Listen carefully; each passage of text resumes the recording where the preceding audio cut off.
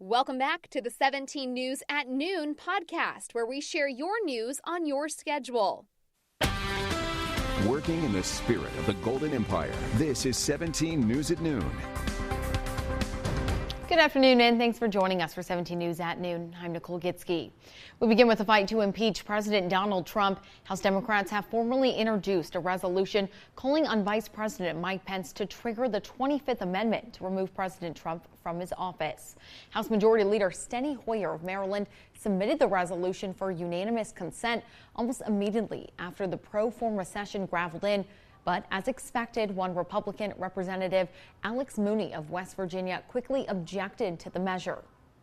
House Resolution 21, resolution calling on Vice President Michael R. Pence to convene and mobilize the principal officers of the executive departments of the cabinet to activate Section 4 of the 25th Amendment to declare President Donald J. Trump incapable of executing the duties of his office and to immediately exercise powers as acting president. For what purpose does the gentleman from West Virginia rise? I object. Objection is heard. Objection is heard. Vice President Mike Pence has 24 hours to respond to the resolution. And after chaos erupted at the Capitol last week, House Minority Leader Kevin McCarthy has gone silent. The rioters who broke into the building last Wednesday stood behind claims of a fraudulent presidential election. These claims can be connected to President Trump and a majority of Republicans in the House of Representatives. As a result, calls for the president to resign have extended to his closest allies, in particular Kevin McCarthy. McCarthy has already said he disapproves of the riots at the U.S. Capitol.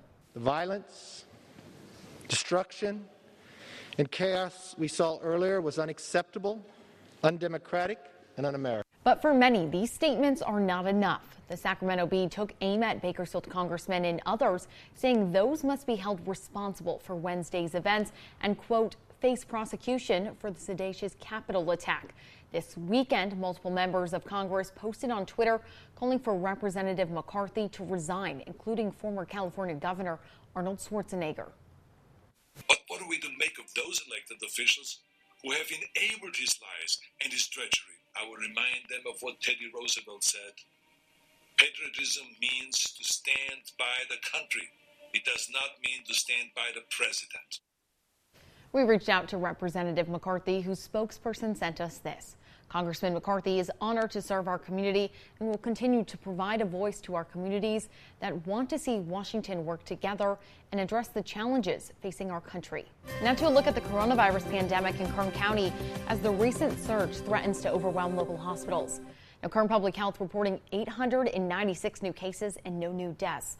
Nearly 80,000 people have caught the virus since the pandemic began. That's about 1 out of every 11 people in the county. Nearly 44,000 people, more than half, have an active case of the virus and are recovering at home. 433 people are in the hospital and 542 people have died since the pandemic began.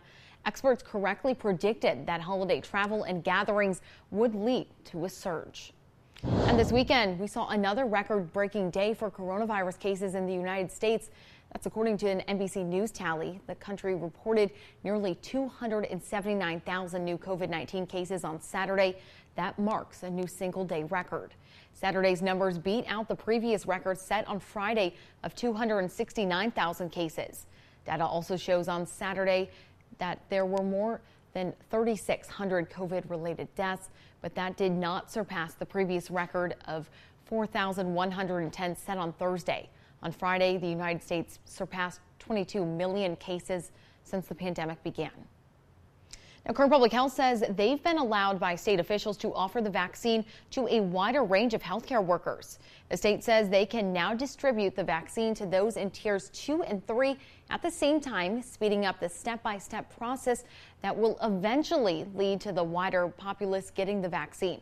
Constantine says most healthcare workers and long-term care facility residents have already received the vaccine. Tiers 2 and 3 distribution covers primary healthcare clinics, correctional facilities, urgent cares, public health, field staff, lab workers, and dental clinics. And Bakersfield Heart Hospital is offering vaccines free of charge to the public. Those included in Phase 1A, Tiers 1, 2, and 3 can get the vaccine. Now, that includes frontline workers, home care workers, laboratory workers, and those working in the dental field. You can schedule an appointment on Kern Public Health's website.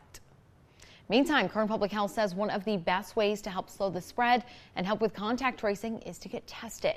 Now, there are 11 free coronavirus testing sites across the county, including the Kern County Fairgrounds, Sagebrush Medical Plaza, and Clinica Sierra Vista in Bakersfield, Arvin, and Lamont. All testing sites are available for walk-up or drive-through. You can find these new testing sites, plus a full list of all local testing sites on Kern Public Health's website. There's also an interactive map in both English and Spanish, plus information on hours of operation, addresses, and other important information. And many are going through stressful times right now. And if the pandemic is dragging you down, there's someone you can call. The Latino COVID-19 Task Force set up a mental health hotline at 525-5900. There you can speak with experts who can provide helpful information and resources. It's available in both English and Spanish, Monday through Friday from 9 a.m. to 5 p.m. The task force says if you call on the weekends, you can leave a message and an operator will return your call when they return. Welcome back. In your 17 Crime Watch, 2 people are dead after being shot in South Bakersfield last night.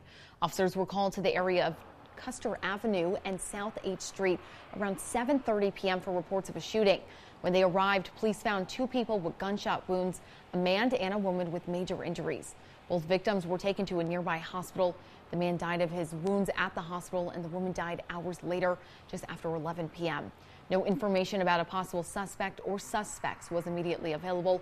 Anyone with information is asked to contact Bakersfield Police at 327-7111. And an officer-involved shooting has been found to be within department policy. That's according to the Bakersfield Police Department. That shooting happened back on August 17th. That resulted in 1 person dead. They found that was within legal requirements. The shooting happened in the area of P Street and Brundage Lane. Officers responded for a stabbing, and when they arrived, they found the suspect, 65-year-old Everardo Gonzalez Santana, fleeing the scene. Santana crashed into a vehicle and fled again. Officers located him in the area where the shooting took place. The officers involved in the shooting have all returned to the line of duty. And today marks 3 weeks since 2 young boys were reported missing in California City.